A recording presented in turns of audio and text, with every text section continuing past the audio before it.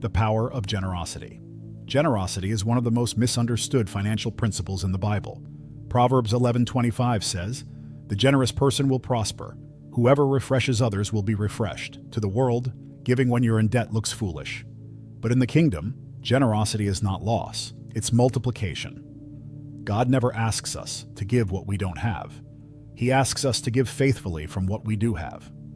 I've counseled business owners who began giving strategically, to their church, to missions, even to employees in need. And within months, doors of opportunity opened that years of hustle had not produced. It wasn't magic, it was the law of sowing and reaping at work. When you plant in fertile ground, whether it's resources, time, or wisdom, you activate a harvest that money alone cannot buy. Generosity also reshapes the heart. Instead of hoarding out of fear, you begin to trust God as your true provider. That's why Jesus commended the widow who gave 2 small coins.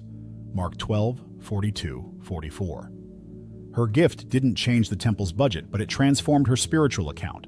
Every generous act, an encouraging word, a shared meal, a financial seed, echoes in eternity. Here's the secret. Giving is not about the amount. It's about the alignment. A generous spirit says, "Lord, everything I own is yours." And when God sees that, He entrusts you with more because He knows money won't own you. This principle sets the stage for the next key, changing direction. Because real transformation comes when you stop seeking quick exits and start walking in a brand new financial path.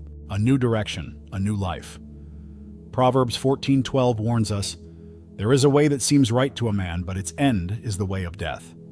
Many remain trapped in debt because they keep walking the same path, repeating the same financial mistakes, hoping for different results. Freedom doesn't come from a quick exit. It comes from a new direction. Sometimes the biggest breakthrough is not more money, but a radical change in mindset and habits.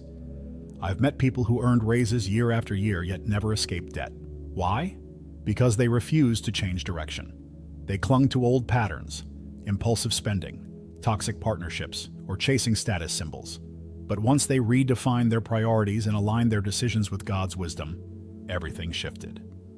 Debt began to lose its grip, not because of luck, but because of a new path. Changing direction can be uncomfortable. It may mean cutting expenses, leaving unhealthy business alliances, or saying no to financial opportunities that are really traps. Abraham had to leave his familiar land before he could inherit the promise. Likewise, you may need to leave familiar financial habits before you can inherit God's provision. Every decision becomes a step away from slavery and toward freedom. Here's the encouragement. You don't have to take giant leaps overnight. Start with one decision today. Cancel an unnecessary subscription,